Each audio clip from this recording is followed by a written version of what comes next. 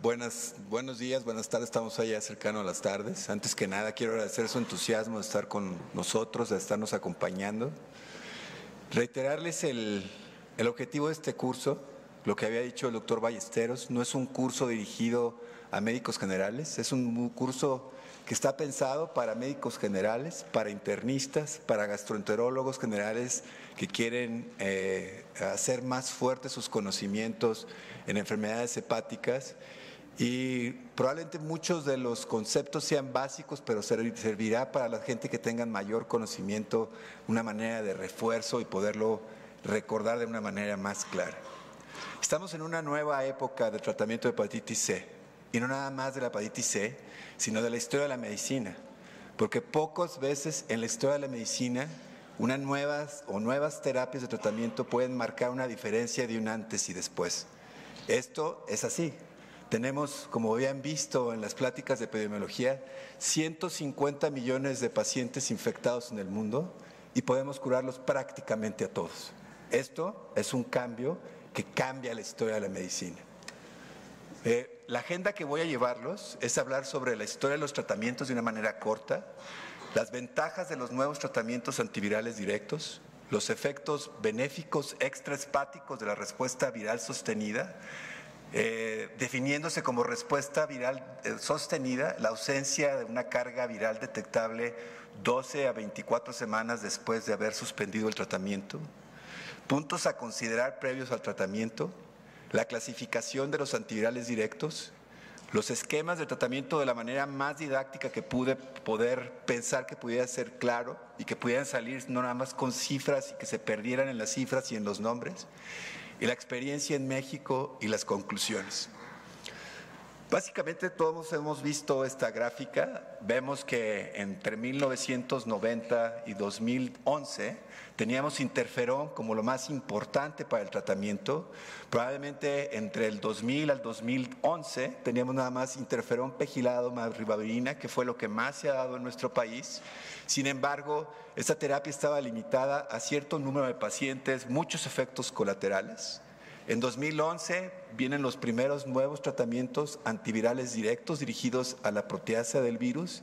En México nada más llegó Vociprevir, nada más era dirigido a genotipo 1 y si bien podían aumentar la respuesta 70-75%, eran de los pacientes que podían recibir tratamiento y los que podían tolerar el tratamiento.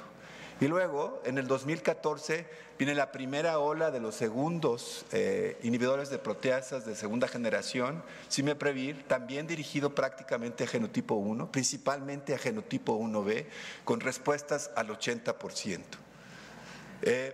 El problema de interferón, seguimos dando interferón en México porque es lo que hay en las instituciones, es que tiene múltiples efectos colaterales que limitan su uso por intolerancia, sobre todo en pacientes con cirrosis, por lo cual se encuentra totalmente contraindicado en pacientes con cirrosis descompensada. En pacientes con cirrosis compensada pueden iniciar descompensación y llámese descompensación la presencia de ascitis, encefalopatía, alguna otra complicación de la cirrosis. Sabemos que las terapias con interferón tienen una baja respuesta, sobre todo en pacientes con genotipo 1, y pasa que los pacientes con genotipo 1 son los más frecuentes en nuestro país, como se han mencionado en las pláticas que me precedieron. Existe una pobre respuesta en pacientes que están infectados con virus de hepatitis C y que aparte tienen insuficiencia renal, porque tenemos la limitación del uso de la ribavirina, que puede ser muy tóxica en los pacientes con insuficiencia renal, producir hemólisis severa y eso limita el uso de la ribavirina. Existe prueba de respuesta en pacientes post-trasplante hepático por la falta de tolerancia a los medicamentos de interferón y ribavirina, y en el trasplante renal porque el interferón, por si fuera poco, puede inducir rechazo al órgano trasplantado renal. Y los antivirales directos, que fueron los que llegó realmente un poco impacto de Vociprevir en México por los múltiples efectos colaterales que tenían, sobre todo a nivel de la generación de anemias graves, muy, muy graves. ¿Y qué? Pues damos una vuelta con los nuevos antivirales directos de ese 60%, 70% de respuestas en genotipo 1, podemos llegar a tener respuestas del 95%. Y el estándar actual es que tenemos que tener esquemas del 95%. Y sin que fuera albur, no todo es potencia. O sea, no quiere decir que los medicamentos sean buenos nada más y que son muy potentes, sino que la efectividad, efectivamente, son más potentes los medicamentos, tienen mejores respuestas. La efectividad aumenta porque se tienen respuestas virales sostenidas en pacientes que antes no tenían respuesta, no podían ser considerados a ser tratados, como aquellos pacientes con insuficiencia hepática grave, cirrosis descompensada, pacientes con trasplante renal, pacientes con trasplante hepático, pacientes coinfectados, pacientes con insuficiencia renal.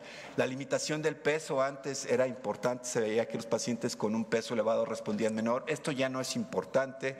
El genotipo 1 es de los fáciles de tratar ahora con los antivirales directos y por si fuera poco ya no importa si los pacientes fueron tratados previamente o no, simplemente en el cambio de los medicamentos. Importante. Todos los pacientes deben ser considerados para ser tratados. Sí, definitivamente debemos de considerar los pacientes más graves o más avanzados o con fibrosis más avanzada, pero es muy importante reconocer que todos los pacientes deben de ser candidatos a recibir tratamiento. El tratamiento es efectivo no solo porque disminuye el riesgo de desarrollar cirrosis, sino que mejora la sobrevida en pacientes con cirrosis.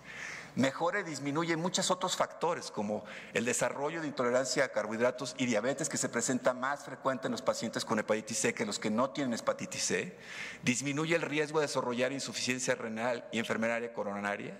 Los pacientes con enfermedad con hepatitis C pueden tener un grado de inflamación crónica que predisponga al desarrollo de enfermedad coronaria y mejora la calidad de vida no solo en pacientes con cirrosis, sino en pacientes sin cirrosis y sin fibrosis que tienen hepatitis C. Y se los demuestro en unas transparencias muy leves. Estos son los pacientes que tienen hepatitis C y que no han recibido tratamiento, y estos son pacientes con hepatitis C que recibieron tratamiento. La prevalencia de la función de insuficiencia renal es sumamente más baja en los pacientes que respondieron al tratamiento. La enfermedad coronaria es mucho menor significativamente en los pacientes que recibieron tratamiento y fueron curados de manera efectiva. Y por si fuera poco, la calidad de vida es algo que no se puede medir con pesos. Pacientes con fibrosis o sin fibrosis con hepatitis C que fueron tratados mejoraron su grado de actividad, su productividad de trabajo y todos los parámetros medibles de calidad de vida, aquellos pacientes que respondieron exitosamente al tratamiento. Sin afán de ser reiterativo, creo que es muy importante recalcar como mensaje qué es lo que debemos de saber antes del tratamiento. Puntos: el genotipo, la carga viral, saber el grado de fibrosis y la historia de tratamientos previos, la presencia de cirrosis, si ésta se encuentra compensada o descompensada, si el paciente es candidato a trasplante hepático, si es que tiene una cirrosis descompensada, la función renal y qué medicamentos está tomando el paciente. Eso es prácticamente lo básico, lo debemos de tener en la mente cada vez que vemos un paciente con hepatitis C. Ahora, tenemos una gran variedad de medicamentos y puede ser hasta confuso, y los voy a llevar a través de lo que ya habían platicado previamente el doctor Ballesteros y la doctora Margarita. Estas son las 9.600 bases del virus, y el virus tiene segmentos muy importantes, el segmento NS3 y NS4, que es lo que se conoce como la proteasa del virus, y hay fármacos que van dirigidos a inhibir la proteasa del virus, que se conocen como inhibidores de proteasas. Existe otra parte del virus, que es la NS5A, que no le han puesto nombre, pero es fundamental para la replicación del virus, y existen inhibidores directos a la parte de NS5A del virus. Y finalmente la NS5B, que es la polimerasa, existen inhibidores directos para la NS5B. Y ahora los vamos a hacer un poco más cortos y recargarnos entre cuáles son los inhibidores de proteasas. Los inhibidores de proteasas, primero todos deben saber que terminan con Previr. Paritaprevir va aunado con ritonavir como un booster farmacológico para mantener los niveles. No es un antiviral, realmente es nada más un margen farmacológico para mejorarlo. Tenemos Cimeprevir, Paritaprevir, Grazopravir, Azunaprevir. Todos los medicamentos se utilizan combinados y ahorita hablaremos de las combinaciones. Todos los inhibidores de proteasas se encuentran contraindicados en cirrosis descompensada, pero se encuentran indicados con cirrosis. No quiere decir que los pacientes cirróticos no puedan recibir tratamiento. Sin embargo, en cirrosis descompensada o con historia no nada más con historia de descompensación, no deberíamos de utilizar este tipo de medicamentos. Importante reconocer que los inhibidores de proteasas se asocian frecuentemente a diferentes interacciones farmacológicas y su utilización en genotipo 1B es muy útil y probablemente paritaprevir, ritonavir y grasopravir también se puedan utilizar en genotipo 1A. Los antivirales directos que afectan la NS5A terminan en asvir y tenemos ledipasvir, onvitasvir, elbasvir, velpatasvir y daclatasvir. Y finalmente, los inhibidores de NS5B, tenemos dasabuvir, que es un inhibidor no nucleócido, y el sofosbuvir, un inhibidor nucleócido sumamente potente, prácticamente resistente a la generación de variantes, y cuando hay variantes, aún mismo el medicamento puede funcionar aún en pequeñas variantes. Los puntos a considerar, que ya los había mencionado Arturo, es los esquemas basados en sofosbuvir o algunos inhibidores del NS5A pueden ser utilizados en pacientes con filtraciones globulares mayores de 30 milímetros por minuto. Yo le diría más positivo, más de ver el vaso medio vacío, verlo, porque uno puede decir no se puede utilizar en menos de 30. La gran mayoría de nuestros pacientes tienen filtraciones globulares mayores de 30.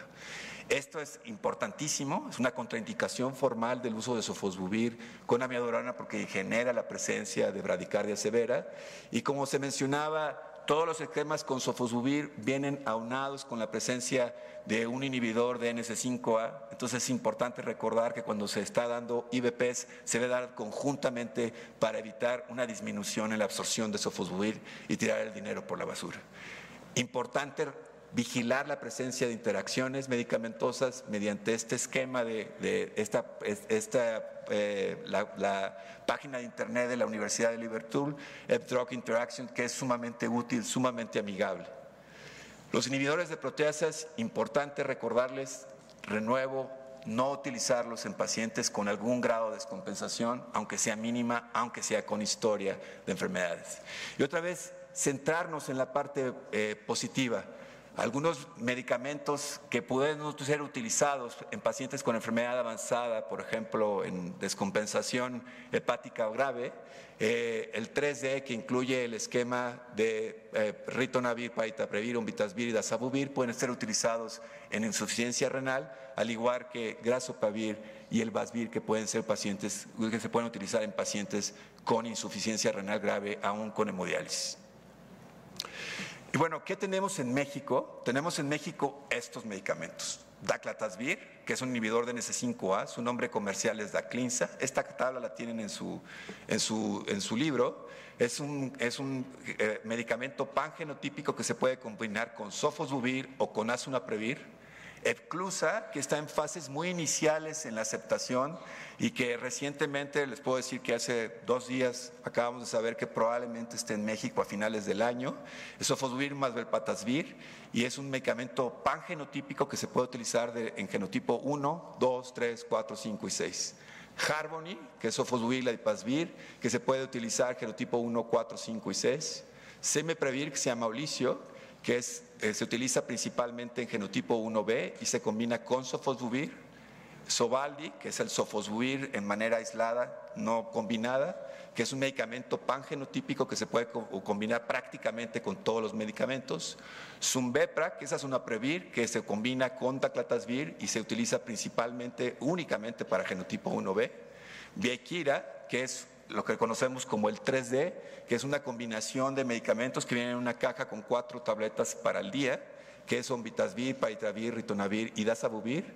Se dan para genotipo 1A, 1B y genotipo 4.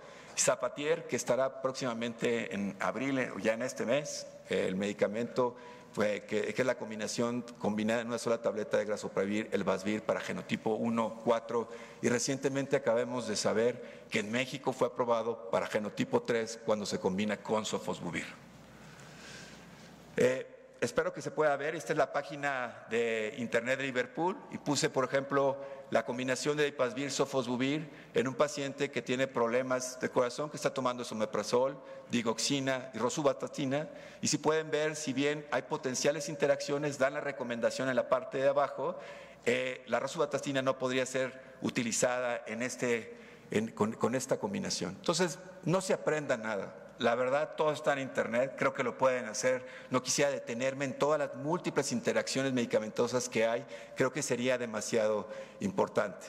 Lo que sí es imperativo es educar al paciente que no puede ingerir ningún tipo de medicamento, incluyendo terapias alternativas, porque pueden tomar silamarina, hierba de San Juan, y les vamos a cambiar completamente toda la farmacología en los pacientes. Entonces, es sumamente importante como mensaje. Voy a dar el medicamento, no puedo tomar otro medicamento a menos que mi médico lo haya checado y lo hayan checado ustedes en la página de Liverpool o en las tablas de los diferentes consensos.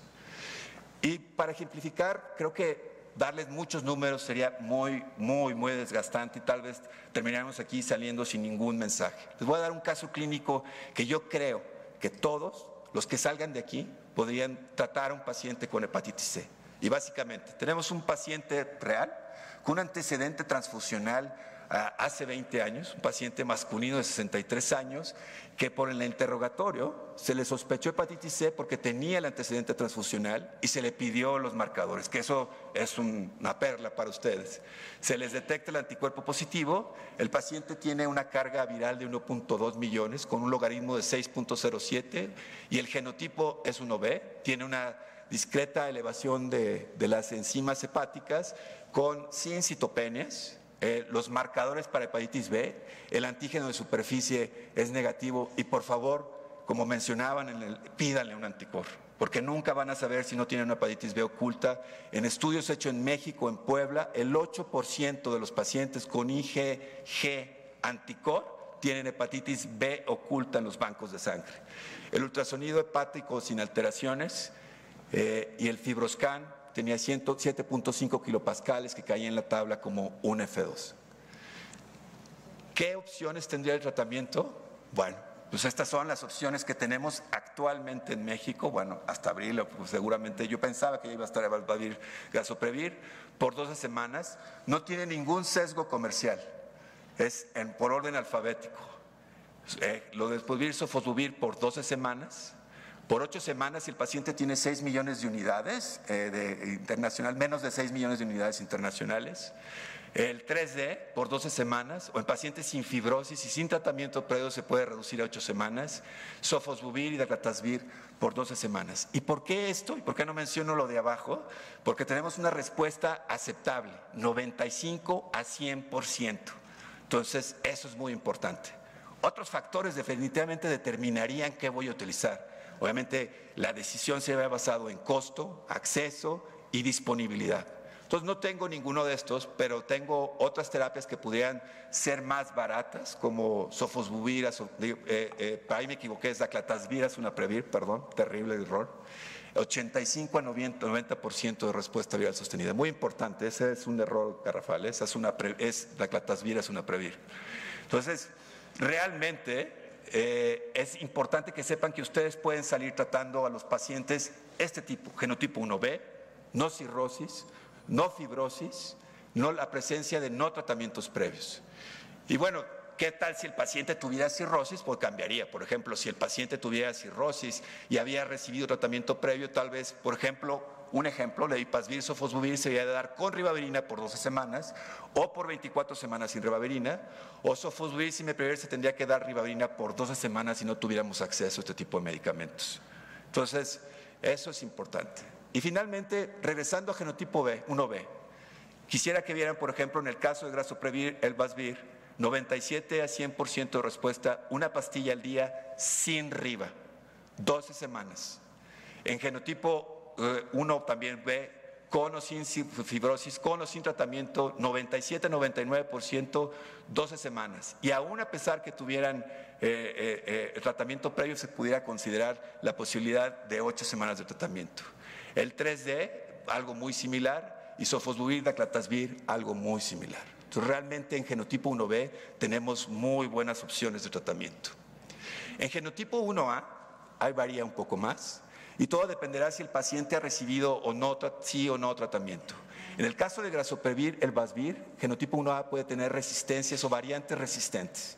Quiere decir que de manera natural el paciente pudiera tener resistencias previos al tratamiento y en algunos lugares del mundo se recomienda medir las resistencias. En México acabamos de saber que fue aceptado que aquellos pacientes que tengan una carga viral por arriba de 800,000 unidades internacionales deberían de recibir tratamiento por 16 semanas. Los que tengan y con ribavirina, los que tengan menos de 800,000 unidades internacionales deberían recibir el tratamiento por 12 semanas. En el caso de Sofosbuvir y Ledipasvir prácticamente todo es igual, a excepción de los pacientes que recibieron tratamiento previo, que deberán de recibir el tratamiento con ribavirina o sin ribavirina por 24 semanas. Y en el caso del 3D, algo también importante, los pacientes que recibieron, que tienen fibrosis deberán de recibir el tratamiento por 24 semanas con ribavirina. Y en el caso de Sofosbuvir y Daclatasvir, pacientes que habían recibido tratamiento previo deberán recibir el tratamiento por 12 semanas con riba o 24 semanas sin ribavirina. Genotipo 2. Voy a hablar nada más de 3 genotipos porque es importante recordarles que el 99.5% de la población mexicana tiene genotipo 1, 2 y 3. Entonces no sería demasiado desgastante hablar de 4, 5 y 6 para hablar nada más del 0.5% de los pacientes. Genotipo 2 en México no tenemos muchas opciones. Tenemos Sofus Riba, y lo pongo como alternativo, y lo verán después al final de mi plática por qué, y Sofus Daclatasvir. Y tenemos que las respuestas son cercanas al 100%, 12 semanas sin riba, independientemente que hayan recibido o no recibido tratamiento, las respuestas son muy altas. Sofus más riba, 12 a 16 semanas. En aquellos pacientes que recibieron tratamiento previo, que tienen fibrosis, podríamos considerarles darle tratamiento por 16 semanas. En genotipo 3, Sofus más Daclatasvir sigue siendo preferente, 12 semanas sin riba, 24 semanas sin riba en pacientes con fibrosis sin tratamiento previo, 12 semanas con riba con tratamiento previo sin fibrosis y 24 semanas con riba con tratamiento previo con fibrosis. Realmente extraordinariamente alternativo la utilización de Sofus Riba en 24 semanas porque las respuestas son muy por abajo del 80% en los pacientes con genotipo 3. Y bueno, esto nos sorprendió que Grazoprevir, el Vasvir y Sofosbuvir ha sido aceptado en México en base a estudios muy pequeños, pero con respuestas cercanas al 100% en los pacientes que fueron tratados sin cirrosis descompensada. Esto es importante saber que también viene Sofosbuvir, Velpatasvir, que es Epclusa. Realmente yo no lo puse en mi plática porque consideraba que estaba demasiado lejano, pero Sofosbuvir, Velpatasvir es un medicamento pangenotípico y básicamente en los pacientes que tienen tratamientos previos se debe de ayudar únicamente ribavirina. Y son por 12 semanas. ¿Qué acerca de cirrosis descompensada? Tengo un paciente grave que ya tiene ascitis, encefalopatía. Primero, tengo que evaluar si el paciente va a ser candidato a trasplante hepático, sí o no.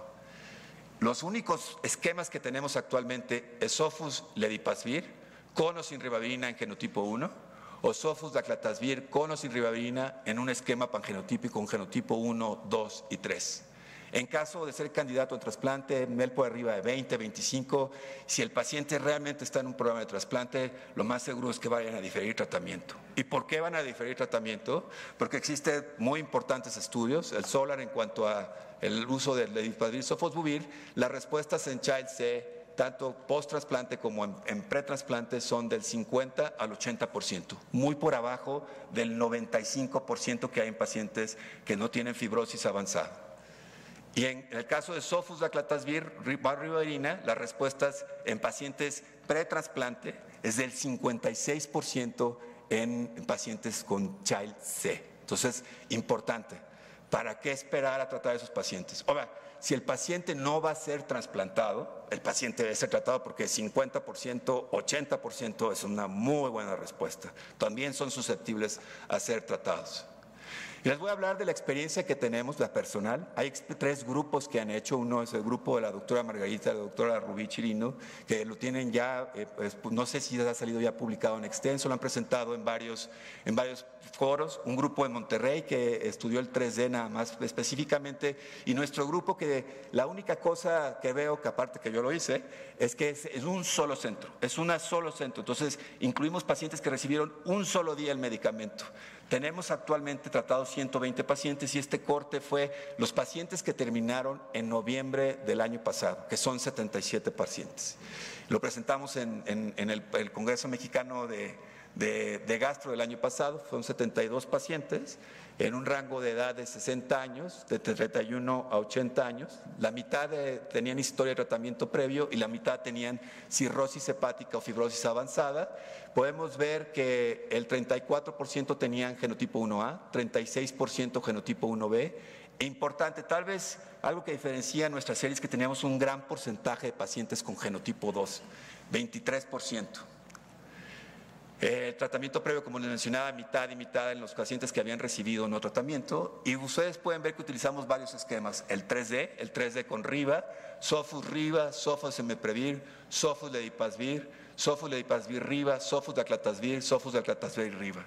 ¿Y por qué los fuimos haciendo? Fuimos haciendo como históricamente fueron saliendo los medicamentos y el acceso que tenían los pacientes a los medicamentos. Y esto es muy importante porque en México va a suceder así.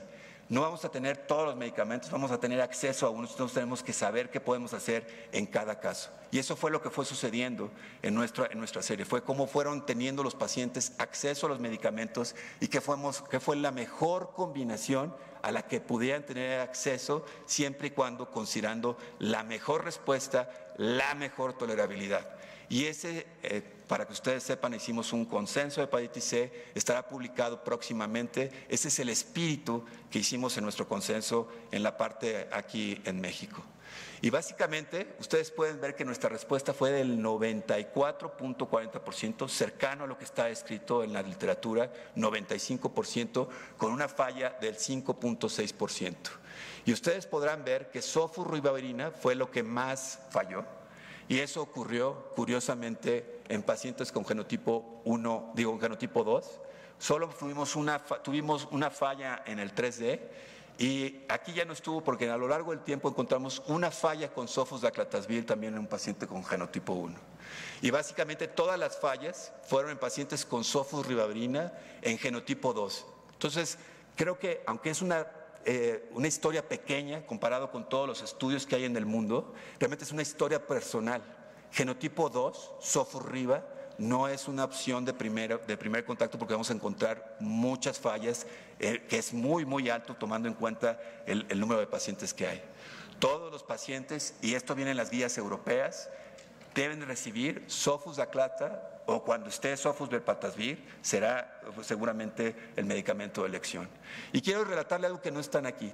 Todos los pacientes que fallaron, todos respondieron a Sofos-Daclata. Todos los que fallaron con Sofos-Riva respondieron con Sofos-Daclatasvir. El paciente que falló a 3D no falló por falla al medicamento, sino por intolerancia. Se trasplantó y se rescató con Harmony y está curado. Y el paciente que falló con Sofos-Daclatasvir, que fue tardío, acaba de terminar, les puedo decir que todavía no tengo las 12 semanas de seguimiento, se les dio 24 semanas con Sofos-Emeprevir y el paciente está negativo y el paciente se siente muy bien. Quisiera dar varias conclusiones. Actualmente la hepatitis C se puede erradicar en la mayoría de los pacientes y yo pienso que prácticamente todos.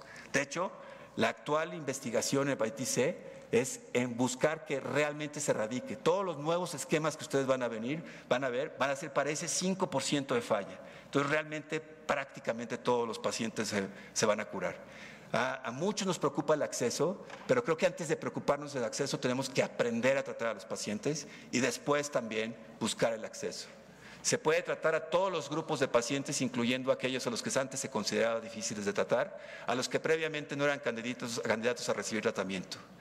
Se debe de escoger, como mencionaba de manera reiterativa, el mejor esquema de acuerdo al más efectivo disponible y tomar en cuenta las limitaciones como serían medicamentos concomitantes, función renal, cirrosis descompensada. Los reportes en la población mexicana demuestran que la respuesta viral sostenida, llámese curación, en la vida real con los antivirales directos es similar a lo reportado en la literatura médica mundial. Entonces, es importante reconocer esto. Finalmente, todos los pacientes con hepatitis C deben ser considerados para tratamiento con antivirales directos, y creo que sabiendo esta información, nosotros como comunidad médica debemos de presionar tanto informando a los pacientes como informando a las autoridades el gran beneficio de estos nuevos tratamientos en la salud pública de México. No importa el grado de fibrosis, no importa la edad, nada más con una connotación, no existen estudios todavía en niños y una recomendación en niños en menores de 18 años. Muchísimas gracias.